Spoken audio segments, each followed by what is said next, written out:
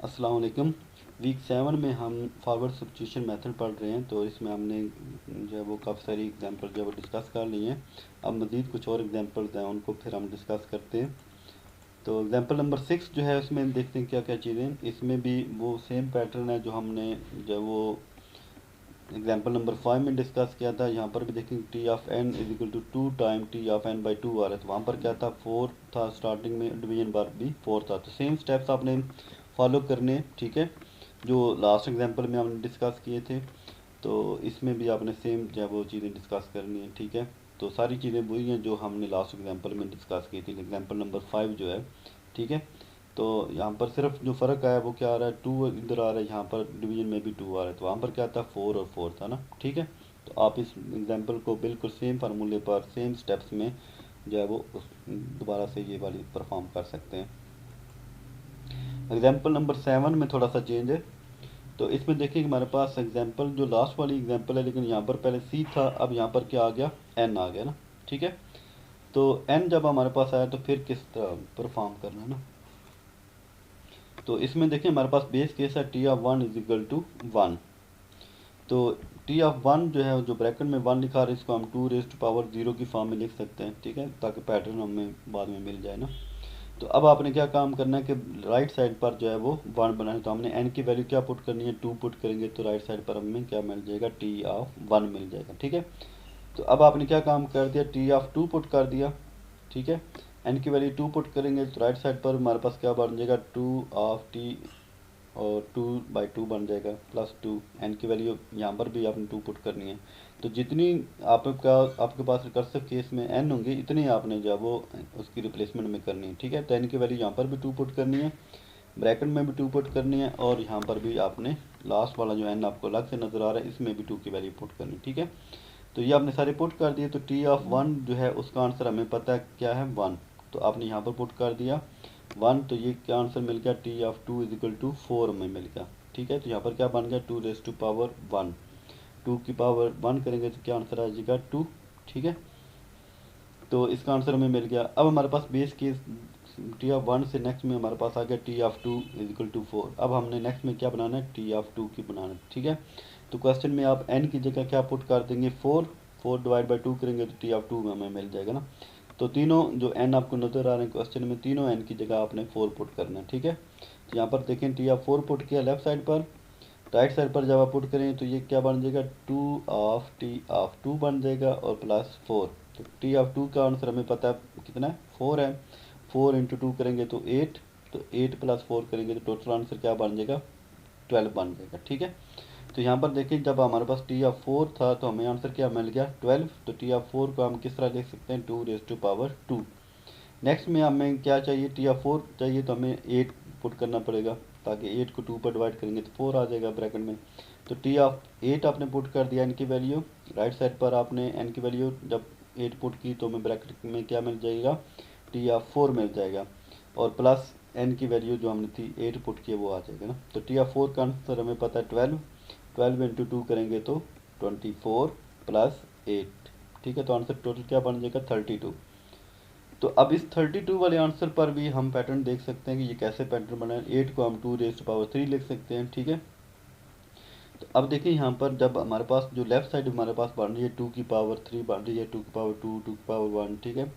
तो left side को अगर आप किससे जो है वो मल्टीप्लाई करें, यानी 2 की पावर 3 जो यहाँ पर बन रही है, इसको हमने किससे मल्टीप्लाई किया, जो पावर में वैल्यू आ रही थी, और प्लस 1, पावर से एक ज़्यादा हमने करना है। तो पावर से एक ज़्यादा करेंगे तो अब देखें जब 2 की पावर 3 था तो पावर से एक ज़्यादा करेंगे तो 4 बन जाएगा। 4 इंटू 8 करेंगे तो 32 बन जाएगा, ठीक है। यहाँ पर भी वही केस होगा कि जब आपके पास 2 के पावर 2 था तो पावर में 2 था, तो इसका मतलब है कि हमें एक ज़्यादा करना पड़ेगा, 3।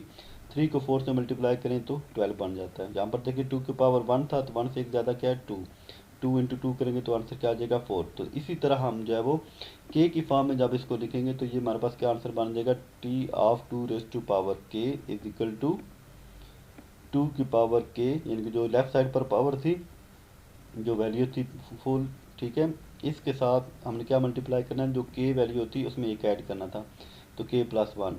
तो K plus 1 into 2 raise to power K हम करेंगे तो हमारे पास पैटर्न वाली वैल्यू सारी बन जाएंगी ना, ठीक है। तो टी ऑफ जो वैल्यू थी इसको हमने किससे मल्टीप्लाई करना है, के प्लस वन, यानी कि जो पावर में वैल्यू आ रही थी उससे एक ज़्यादा से करना है ना, ठीक है। तो अब हमें आंसर किस चीज़ का चाहिए, टी ऑफ एन का चाहिए, यानी कि टी ऑफ टू की पावर के, तो टू की पावर के को हमने किसकी इक्वल रख दिया, एन, ताकि हमें मिल जाए टी ऑफ एन, ठीक है। तो इससे हमने के की वैल्यू कैसे फाइंड की थी, वो पिछली दो जो है वो आप जो एग्जाम्पल्स हैं उसमें देख सकते हैं, ठीक है। तो हमने के की वैल्यू फाइंड कर ली थी log बेस टू एन, ठीक है। तो के की वैल्यू जो है वो अब हम यहाँ पर पुट कर देंगे। तो आप डायरेक्टली भी पुट कर सकते हैं कि टू की पावर के को आप इक्वल टू एन कर दें, ठीक है, डायरेक्ट कर दें फिर भी ठीक है। यहाँ पर भी टू की पावर के है तो इसको भी एन की इक्वल कर दें, ये वाला एन। उसके बाद के की वैल्यू हमें पता है log बेस टू, तो ये वाला log base to N plus one बन जाएगा, ठीक है। तो ये दोनों स्टेप भी आपको पिछली एग्जांपल में मैंने समझाए थे कि ये कैसे वर्क करते हैं, ठीक है, वो भी यूज़ कर सकते हैं और डायरेक्ट भी यूज़ कर सकते हैं, ठीक है। तो ओवरऑल हमारे पास आंसर क्या बन जाएगा, एन हमारे पास बाहर है, ब्रैकेट में हमारे पास log base to N plus one है, ठीक है। तो अब आपने क्या काम किया, एन को आपने ब्रैकेट के साथ मल्टीप्लाई कर दिया ना, तो एन को इस log वाली टर्म से भी मल्टीप्लाई कर दिया, एन को वन से भी मल्टीप्लाई कर दिया ना। तो अब हमारे पास जो है वो जो वर्स्ट केस हमने कहा था कि वर्स्ट केस में हमारे पास किसका रिजल्ट जो है वो ज़्यादा होगा, क्या एन का रिजल्ट हमारे पास ज़्यादा होगा या एन log एन का रिजल्ट ज़्यादा होगा। अब देखिए यहाँ पर log बेस एन में अगर एक भी वैल्यू जो है वो ज़्यादा हो जाएगी, वन से ज़्यादा हो जाएगी, तो हमारे पास जो है वो आंसर जो है वो इस एन से ज़्यादा हो जाएगा ना। इसलिए जो है वो N log base to N जो है इसका आंसर ज़्यादा होगा, इसलिए हमने बिगो की नोटेशन में जो स्मॉल सिर्फ एन है इसको इग्नोर कर दिया, तो बाकी वाली वैल्यू को हमने यहाँ पर यूज़ कर लिया, ठीक है। सिमिलरली हमारे पास जो है वो नेक्स्ट एग्जांपल नंबर 8 है। इसमें भी जो है वो अब इसमें हमारे पास जो है वो पहले हमने जो क्वेश्चन किया तो उसमें एन बाहर था, ब्रैकेट से भी बाहर था ना। अब हमारे पास जो है वो टू और उसके बाद फुल ब्रैकेट है और उस ब्रैकेट में T of N by two plus N आ रहा है, ये ब्रैकेट में दोनों चीज़ें ना। बेस केस हमारे पास टी ऑफ वन है, ठीक है। तो अब आपने बिल्कुल सेम स्टेप्स में काम करना है और देखना है कि ये किस तरह वर्क कर रहा है। तो अब इसमें पैटर्न मैं आपको डायरेक्ट बता दूंगा। तो देखिए हमारे पास इसको हमने टी ऑफ वन को हमने लिख दिया two raise to power zero और यहाँ पर आंसर क्या बन गया, वन।